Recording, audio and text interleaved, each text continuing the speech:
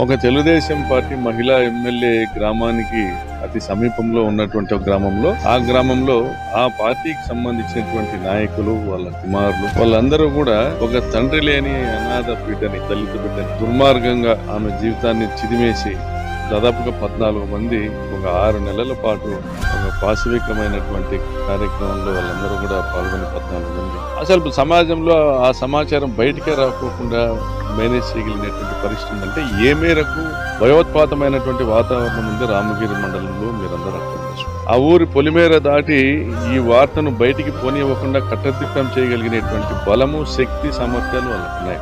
మన ఇంట్లో కూడా ఆడబిడ్డ ఉంటారు. మన ఆడబిడ్డకి ఇటువంటి పరిస్థితి వస్తే ఎట్లా అనేటువంటి విధంగా తెలుగుదేశం పార్టీ నాయకులు ఆలోచన చేయలేదు. ఇది బయటికి వెలుగులేకి వచ్చింది. ఇది మొదటి సంఘటన. ఆ గ్రామస్తులు చెప్తున్నారు ఇది మొదటిది కాదు, చివరిది కాదన్న. ఊరు దాటి వచ్చి ఎవరు కంప్లైంట్ కూడా చేయలేనటువంటి భయానకమైన పరిస్థితి.